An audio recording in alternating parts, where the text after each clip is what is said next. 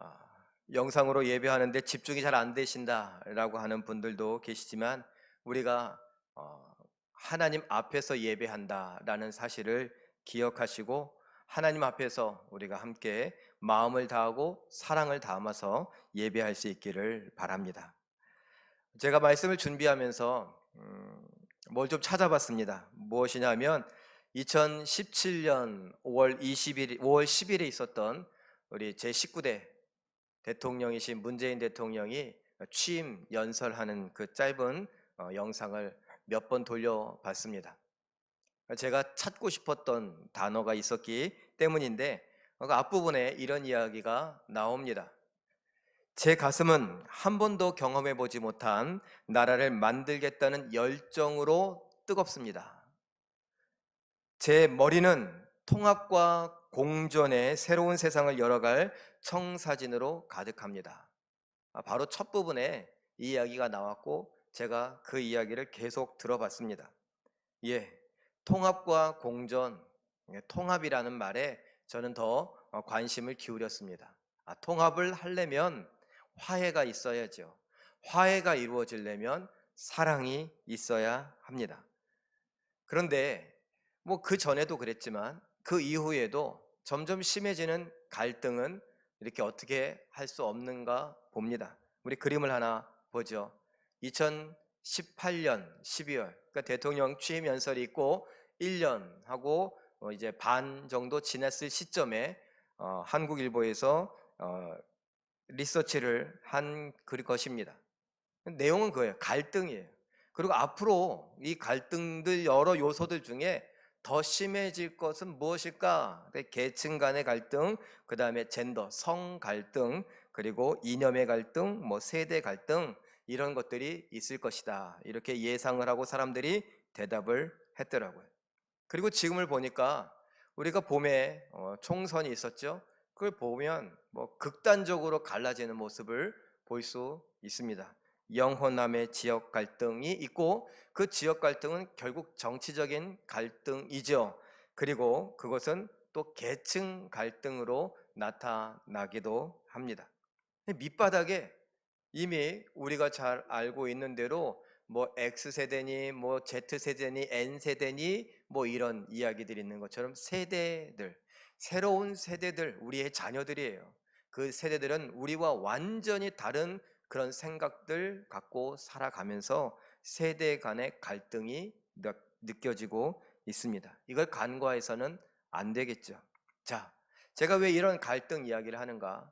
대통령의 연설에서는 통합이라는 단어를 찾아내고 그리고 지금 왜 우리의 현실을 이야기하면서 갈등의 이야기를 하는가?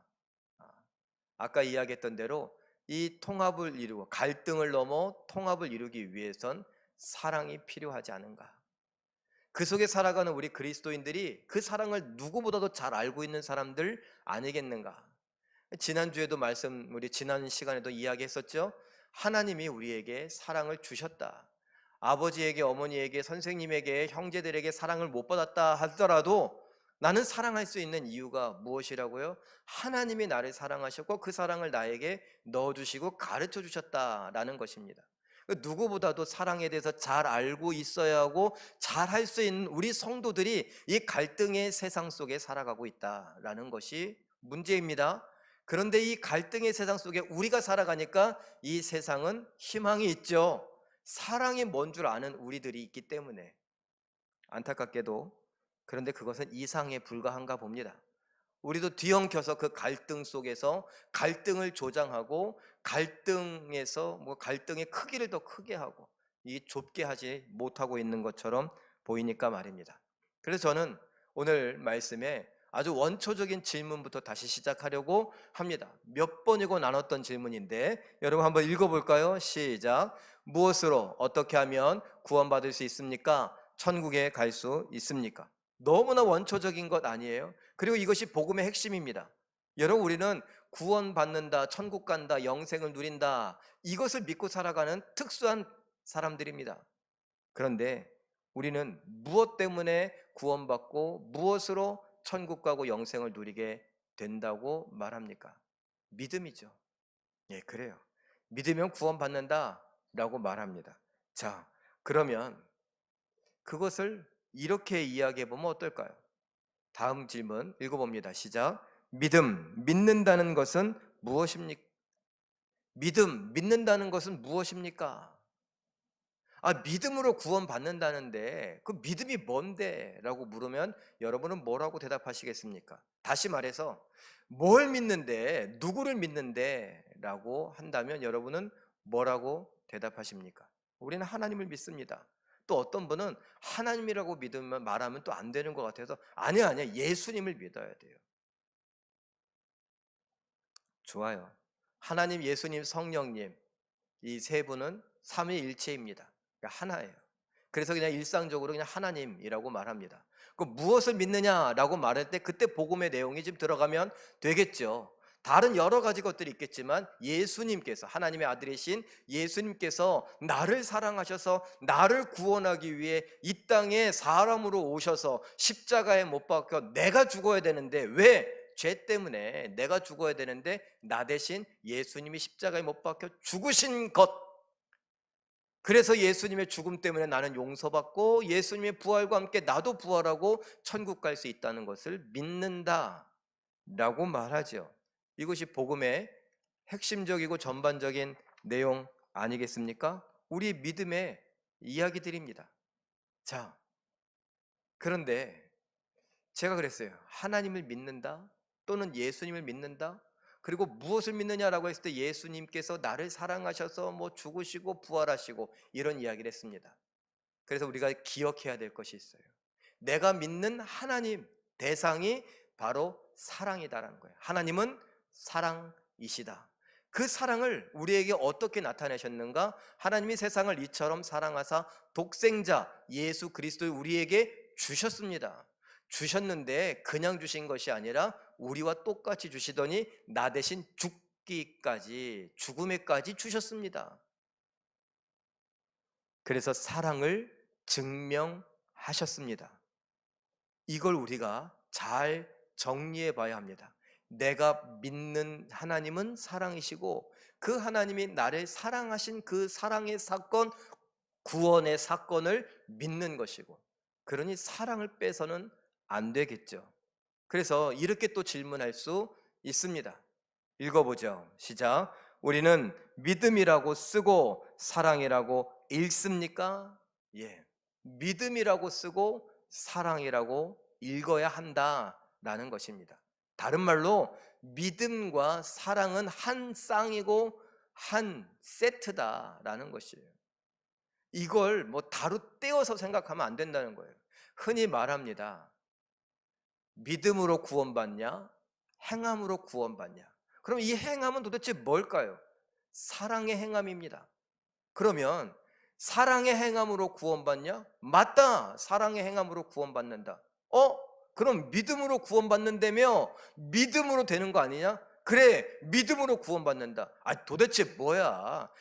믿음이야, 행함이야? 아니, 믿음과 사랑은 하나다. 이렇게 이해해야 합니다. 왜 그러냐? 성경에서 말하는 사랑은 그냥 가슴 찌릿찌릿한 그런 사랑이 아니래요. 그것도 다 포함하지만 하나님께서 성경에 담아놓으신 사랑은 행위의 사랑입니다. 무엇이에요? 용서와 섬김의 행동, 행위, 실천, 그런 동사적인 사랑입니다. 그래서 우리는 이렇게 대답할 수 있어야 됩니다. 믿음으로 구원받느냐? 그래, 믿음으로 구원받는다. 그러면 행함으로 구원받느냐? 그래, 사랑의 행함으로 구원받는다.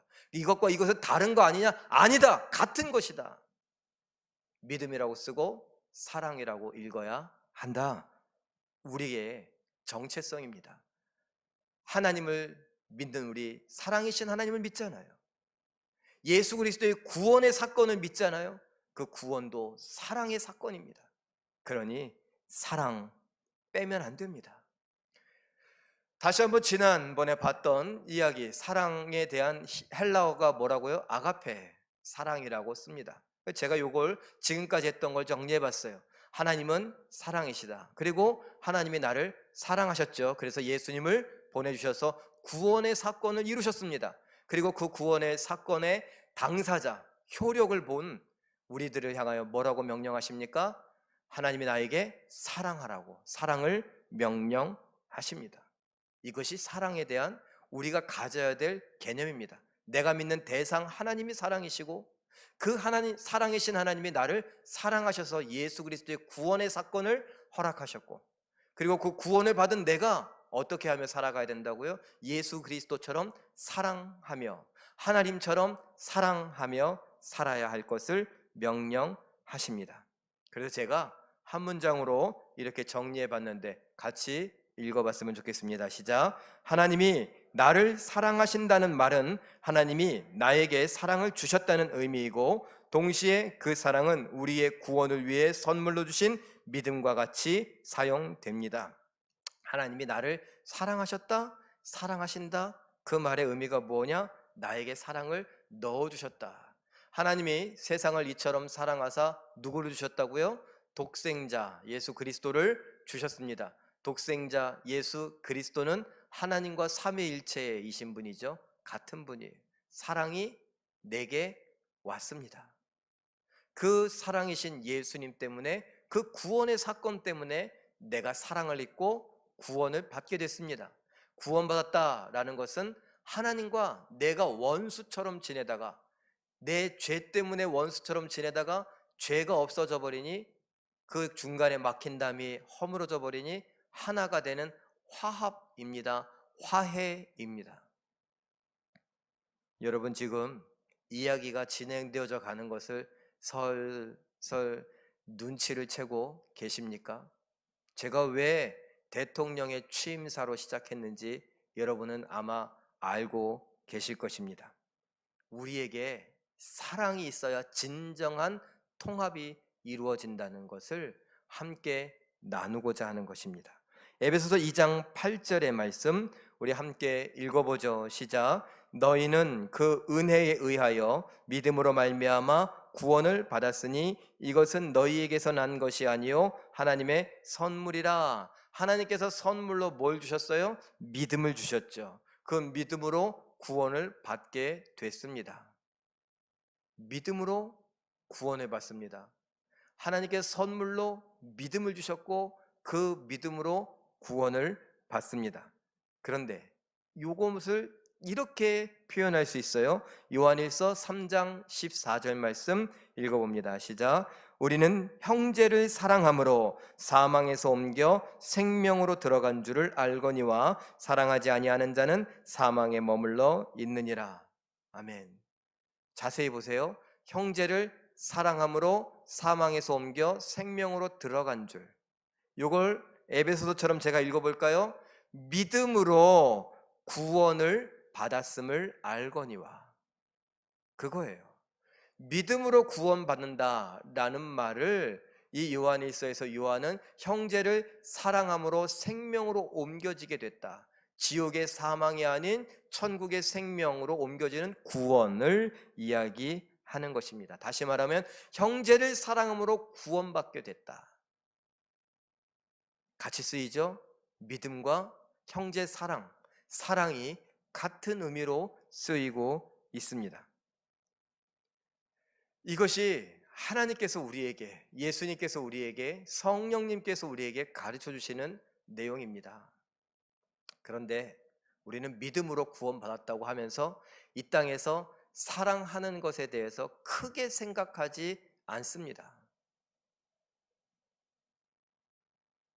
사랑에 대한 노래, 사랑에 관한 소설 또는 드라마 또는 영화는 수도 없이 나오고 있지만 사랑을 내가 행하는 것에 대해서는 우리는 크게 생각하지 않습니다. 누구조차도요. 그 사랑이 뭔지 진짜 사랑을 알고 있는 우리 성도들조차도 그렇다라는 것입니다. 그래서 우리가 이런 사회를 만들어가고 있는 거 아닙니까? 갈등의 사회 속에 살면서 사랑으로 그 갈등을 해소하고 정말 화해와 통합을 이루어가는 것이 아니라 우리가 함께 서로를 존중하고 공존해가는 그런 세상이 아니라 그건 말로만의 세상이 돼버리고 계속 갈등을 부추기는 속에 우리는 살아가고 있지 않습니까? 우리도 어느 한쪽에 치우쳐서 그 갈등을 증폭시키고 키워가는데 일조하고 있는 것은 아닌가 하는 것입니다. 만약 내가 믿음으로 구원받았기 때문에 그런 사랑은 좀 하찮은 거 다른 사람이 하면 되지 않는가? 다른 그쪽에 관심 있는 사람들이 하면 되지 않는가? 라고 생각하신다면 오늘 그 생각을 좀 고치셨으면 좋겠습니다. 바꾸셨으면 좋겠습니다. 왜냐하면 성경은 분명히 이야기하고 있기 때문입니다. 야고보서 2장 26절 말씀 읽어보죠. 시작. 영혼 없는 몸이 죽은 것 같이 사랑의 행함이 없는 믿음은 죽은 것이니라. 영혼이 없는 몸이 죽은 것 같이 행함이 없는 믿음은 죽은 것이다. 사랑과 연결되지 않는, 한 짝을 이루지 않는, 세트로 같이 가지 않는 그 믿음은 가짜 믿음이고 죽은 믿음이라서 뭐 한다는 거예요? 나를 구원할 수 없다는 거예요. 아, 이거 제 이야기인가요? 아니요. 계속 읽어보죠. 마태복음 5장 22절 말씀입니다. 시작. 형제에게 노하는 자마다 심판을 받게 되고 형제를 대하여 나가라 하는 자는 공회에 잡혀가게 되고 미련한 놈이라 하는 자는 지옥불에 들어가게 되리라. 다른 말로 말하면 사랑하지 않으면, 형제를 사랑하지 않으면, 또 다른 말로 형제에 대하여 미워하면, 노하고 비하하고 비방하고 그 미움을 막 표현한다면, 갈등을 조장한다면 뭐라고 말합니까? 지옥불에 들어가게 되리라. 누구한테 하는 이야기예요? 예수님의 제자들과 함께 많은 사람들, 예수 믿겠다고 따라온 사람들, 그리고 이전에 유대인들, 하나님의 백성이라고 하는 그 이스라엘의 유대인들에게 하는 이야기입니다. 그리고 이걸 성경에 기록하여 우리에게 줬으니 바로 우리들에게 하는 이야기입니다. 아니, 믿지 않는 사람들에게 이 성경 말씀이 무슨 의미가 있겠어요? 그 사람들은 들으려고도 하지 않는데요. 그런데 이걸 성경에 기록하여 우리에게 주셨죠. 우리에게 주셨어요. 우리에게 하시는 말씀입니다. 믿음으로 구원받는다고 자신만만하게 떠들면서 사랑은 그쪽에 관심 있는 특별한 재능이 있는 어떤 사람의 것이라고 생각하는 우리들에게 말입니다. 그러면 우리를 지옥불에 던지려고요? 아니요. 생각을 바꾸라고요. 몇 구절 더 찾아보죠. 히브리서 12장 14절 말씀 함께 읽습니다. 시작. 모든 사람과 더불어 화평함과 거룩함을 따르라. 이것 사랑이 없이는 아무도 주를 보지 못하리라. 예. 모든 사람이 죄를 범하였음에 하나님의 영광에 이르지 못하더니 그랬죠. 하나님의 영광에 이르지 못한다라는 말은 하나님을 볼 수 없다라는 말입니다. 하나님을 만날 수 없다라는 말입니다.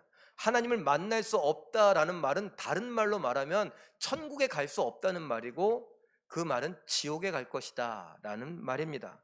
여기서 아무도 주를 보지 못하리라, 어떤 사람도 사랑을 행하지 않고서는 주를 보지 못하리라, 하나님의 영광에 이르지 못하리라는 말과 똑같은 말이고, 천국 문턱에도 갈 수 없고 지옥에 가게 되리라 라는 말과 같은 말입니다.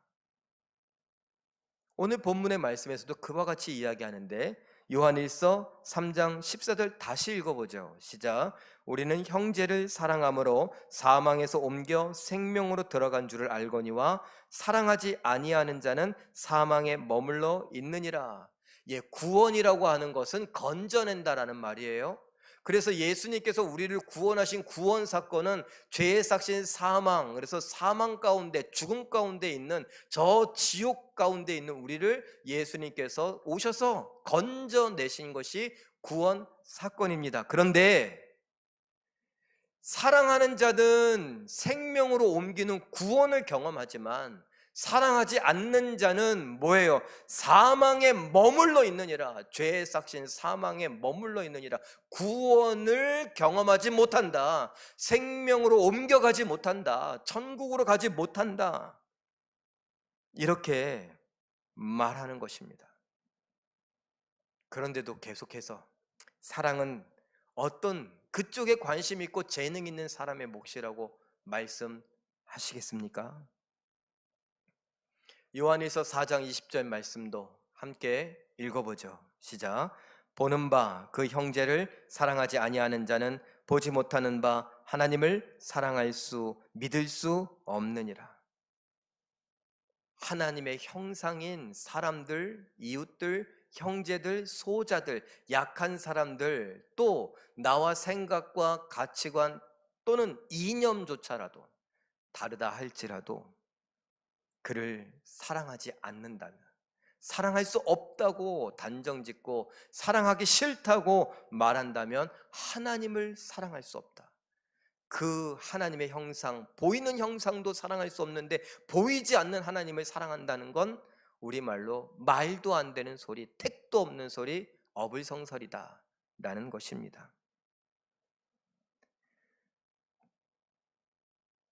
어떤 교장 선생님이 계셨습니다.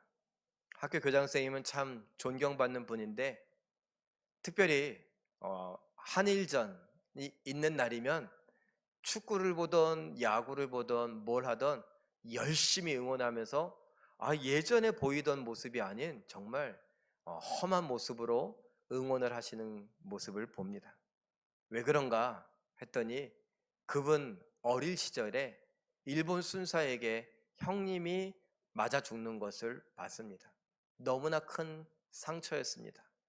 그런데 그가 장성하여 학교 교장이 되었음에도 불구하고 사람들에게 존경을 받음에도 불구하고 그게 안 돼요. 그래서 일본 사람들을 너무나 미워했습니다. 그야말로 반일 감정을 갖고 있었죠. 그런데 어느 날 기도하다가 하나님의 음성 비슷한 걸 듣습니다. 얘야, 일본 사람이 너에게 지은 죄가 크냐? 네가 나에게 지은 죄가 크냐? 그 질문에 내가 구원받은 것에 대해서 많은 생각을 해오던 이분이 예, 제가 하나님께 지은 죄가 크지요. 그래, 그래, 그 큰 죄를 지은 너를 나는 용서했는데, 그래서 예수 그리스도를 너에게 주었는데 넌 그 일본 사람 아직도 용서하지 못하겠느냐? 그 말에 눈물을 흘리고 회개를 하고 이 교장 선생님은 교직을 내려놓고 일본의 선교사로 떠났다 하는 이야기를 봤습니다. 우리에겐 또 이런 이야기, 비슷한 이야기들이 있죠. 바로 일본과 관계돼서 신사참배. 교회의 이 신사참배 이야기는 여러분들도 많이 들어봤을 겁니다. 독립을 앞두고 평양에서 모인 사람들이 뭐라고 했습니까? 신사참배는 우상숭배가 아니다. 그래서 많은 목사님들이 신사참배에 참여하고 생명을 부지했습니다. 그런데 신사참배를 끝까지 거절했던 분들, 그리고 그 이야기를 아시는 분들이 뭐라고 했겠습니까? 신사참배에 참여한 목사님들을 마귀당이라고 했습니다. 이해가 가시죠? 그렇게 부른다는 거. 마귀당이라고. 그래서 같이 겸상하려고 하지 않고 쳐다도 보지 않으려고 했습니다. 왜냐하면 죄인 중에 죄인이니까. 그러던 어느 날 2005년 4월 목사님들이 모인 자리에 한 연로하신 목사님이 일어서서 한마디 하셨습니다. 저는 교만한 사람입니다. 신사참배했던 목사님들을 목사로 보지 않았습니다. 나의 형제로, 나의 동역자로 보지 않았습니다. 그들을 향하여 마귀당이라고 했고 그들을 그렇게 무시하고 저주하는 것이 나는 상대적으로 의롭고 괜찮고 좋은 것인 줄로만 생각했습니다. 그런데 이것이 사랑 없는 모습이고 이것이 하나님의 말씀과 반대되는 모습임을 깨닫게 됩니다. 저를 용서하십시오. 그리고 이 늙은이가 편하게 바르게 죽을 수 있도록 부디 용서해 주시면 고맙겠습니다. 많은 목사님들 앞에서 무릎을 꿇고 회개하신 모습이 있었습니다. 사랑하는 성도 여러분, 갈등의 시대, 갈등의 사회, 갈등의 국가, 갈등의 세계 속에 살아가는 우리들, 어찌해야겠습니까?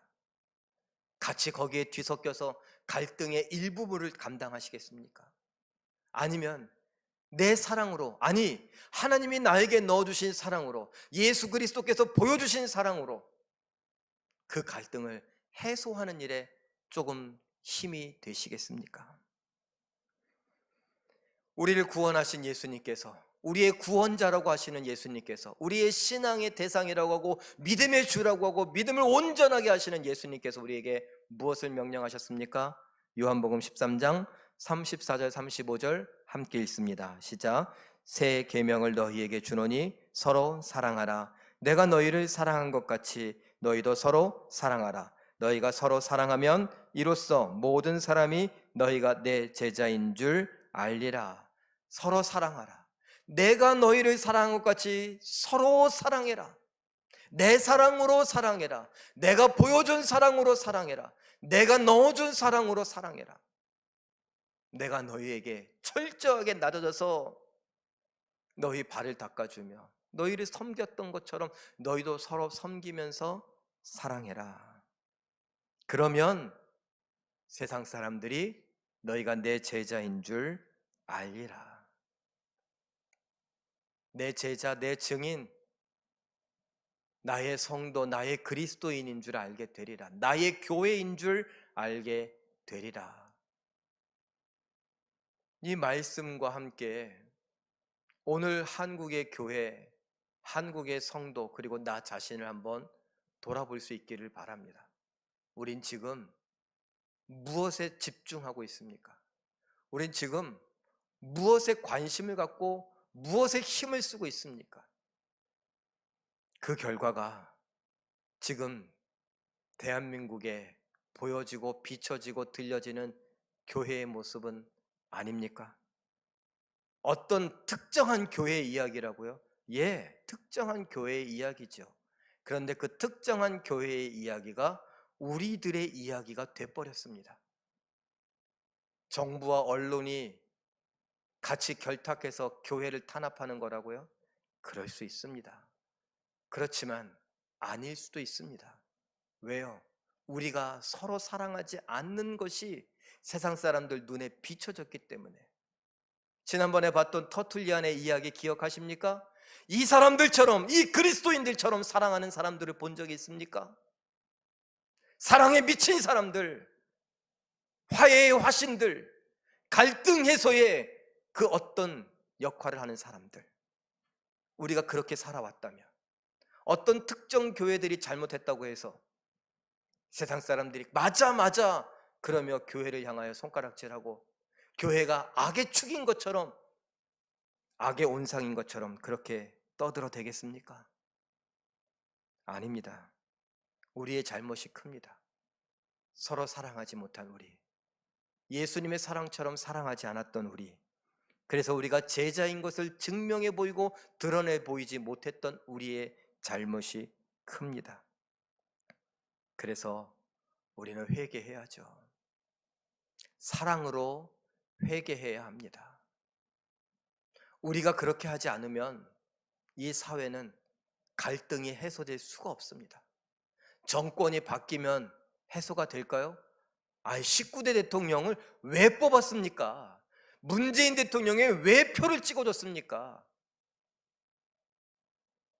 왜 많은 사람들이 민주당 편을 들어줬습니까? 바꿔보자고. 근데 안 바뀌잖아요. 그럼 또 대통령을 바꾸고 또 정당을 바꾸면 될까요? 우리가 우리 스스로 어떻게 해야 되는가를 생각하지 않는다면 아무리 해도 소용이 없습니다. 갈등의 치료야? 그것은 예수 그리스도의 사랑뿐입니다. 그리고 그 치료학을 갖고 있는 사람들은 바로 우리들 뿐입니다. 우리가 우리의 역할을 잘 해야 합니다. 먼저 회개하되 사랑으로 회개하며 사랑으로 세상을 섬겨갈 때에 하나님께서 우리를 치료해 주실 것입니다. 우리 마지막으로 한번 읽어볼까요? 나를 구원하여 천국으로 이끌 살아있는 진짜 믿음으로 오늘을 살고 있습니까? 가족과 교회, 이웃과 국가, 세계를 사랑하고 있습니까? 네, 이것이 마지막 질문입니다. 살아있는 진짜 믿음으로 사랑하고 있습니까? 라고요.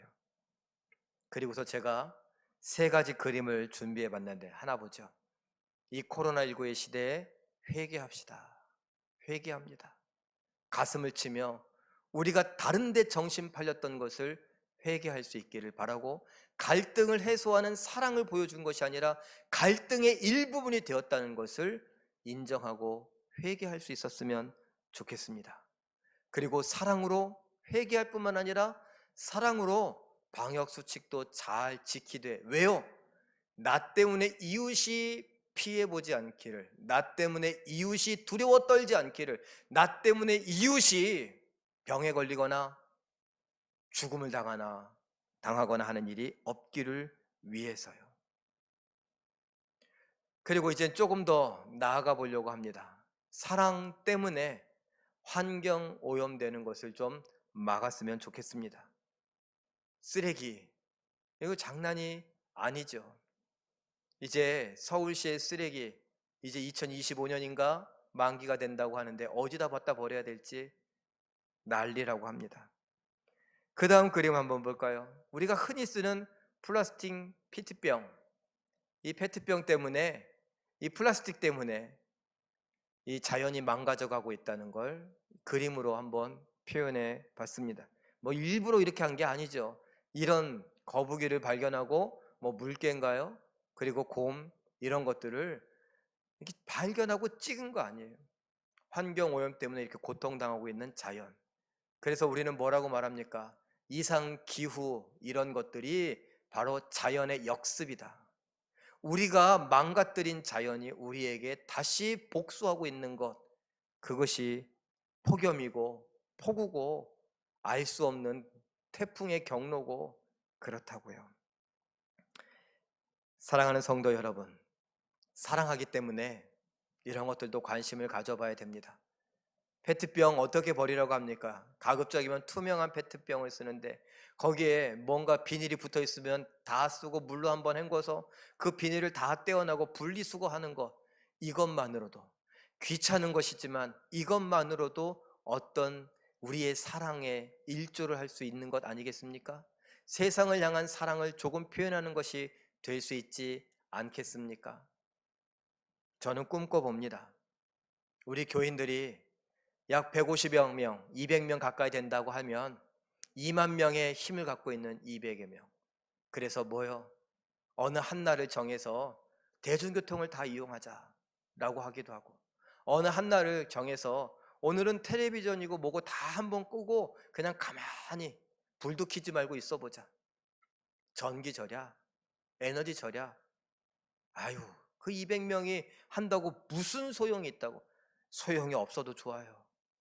그런 자그마한 노력들이 이 자연을 지켜갈 수 있다면, 하나님이 우리에게 선물로 주신 자연을 지켜갈 수 있고 이 자연을 우리 자손들에게 물려줄 수 있다면 조금이라도 해봐야 되지 않겠습니까? 이런 사랑의 확대된 모습까지도 한번 생각해 봤습니다. 사랑하는 성도 여러분, 오늘 저는 통합이라고 하는 단어로 시작해서 그 통합은 갈등을 해소해야 되는데 갈등 해소의 가장 핵심적인 치료제, 백신, 뭐 여러 가지, 그것은 예수 그리스도의 사랑이고 그건 우리만 갖고 있다는 것을 여러분들과 나누었습니다.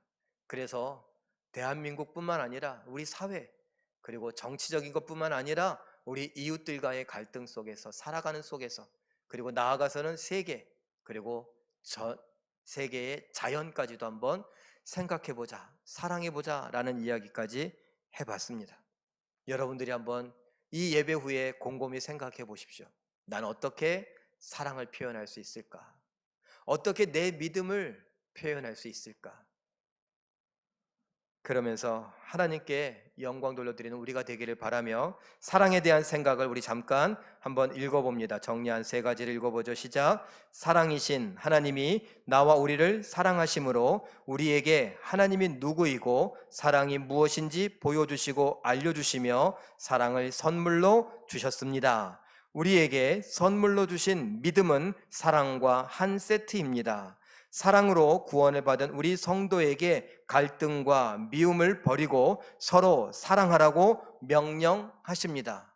그렇기 때문에 이렇게 다짐해 볼 수 있기를 바랍니다. 실천하기를 바랍니다. 읽어보죠. 시작. 나와 다른 의견과 주장을 펴는 사람은 적이기에 사랑할 수 없다고 외치며 갈등을 조장하는 시대 속에 우리 성도는 하나님이 선물로 주신 믿음, 사랑으로 답이 없어 보이고 아무런 자격도 없는 사람들과 국가, 세계를 사랑합니다. 작고 힘이 없어 보이지만 예수님을 믿음으로 끝까지 사랑하며 우리 믿음을 보여줍니다. 이렇게 믿음을 보여주는 사랑으로 이 땅을, 이 땅의 갈등을 화해의 무드로 바꿔볼 수 있는 우리 모두가 되시길 예수님의 이름으로 축원합니다. 우리의 말씀을 붙들고 잠깐 기도하기를 원합니다. 사랑이 곧 믿음임을 잊지 않게 하시옵소서. 믿음으로 사랑하게 하시되 가족, 교회, 성도, 이웃, 국가와 세계를 생각하며 먼저 회개하오니 용서하여 주시옵소서. 코로나19의 확산이 멈추고 사라지게 하옵소서. 온갖 쓰레기로 더러워지고 파괴되는 지구의 환경을 지켜주시고 안전한 지구를 자손들에게 물려줄 수 있게 하옵소서. 우리 잠깐 기도하고 제가 기도합니다. 사랑이 많으신 아버지 하나님, 오늘 우리에게 사랑을 보여주시고 사랑하라고 명령하여 주시며 사랑하지 않으면 우리가 구원받을 수 없는 그 진짜 믿음이 아닌 것을 알려주시니 감사합니다. 믿음과 사랑이 한 세트이고 짝이오니 우리가 그것을 기억하며 믿음만으로 구원받는다고 말하지 않게 하시고 믿음으로 사랑함으로 구원받는다고 말할 수 있는 우리가 되게 하여 주시옵소서. 그래서 힘껏 사랑하기를 원합니다. 사랑으로 우리가 이 세상을 위하여 기도합니다. 가족과 교회, 성도, 이웃, 국가와 세계를 생각하며 우리가 사랑해 보기를 원합니다. 사랑으로 회개합니다. 나의 잘못을 용서하여 주시옵소서. 하나님을 뒤로 제껴놓고 내가 뭔가 해보려고 했던 나의 노력을, 나의 어리석음을, 나의 교만을 용서하여 주시옵소서. 사랑하지 않고 미워하고 반대를, 또 그 반대가 나에게 향한 것임을 믿고 그래서 미워하고 시기하고 질투했던 우리의 죄를 용서하여 주시옵소서. 하나님, 우리가 회개하오니 이 땅의 코로나19를 치료하여 주시고 멈추고 사라지게 하여 주시며 또 특별히 온갖 쓰레기로 더러워지고 파괴되고 있는 지구의 환경을 하나님께서 불쌍히 여겨 그것이 보존되게 하여 주시옵소서. 우리가 잘 지켜가기를 원합니다. 잘 가꾸어 가기를 원합니다. 안전한 지구를 우리 자손들에게 물려줄 수 있기를 원하오니 하나님 도와주시옵소서. 하나님께서 함께 해주심을 믿고 감사드립니다. 사랑의 하나님, 믿음이 곧 사랑이라고 오늘 알려주시니 감사합니다. 그래서 믿는 우리에게 서로 사랑하라고 명령하여 주신 예수 그리스도의 명령을 기억하며 살아가는 우리가 되게 하시고 우리의 사랑 때문에 이 땅의 갈등이 해소되어지는 역사와 은혜를 보게 하여 주시옵고 이 세상의 자연 파괴가 더디되어지고 보존되어지는 놀라운 은혜가 있게 하여 주시옵소서. 하나님 홀로 영광 받아 주시길 바라고 원하오며 예수님의 이름으로 기도하옵나이다. 아멘.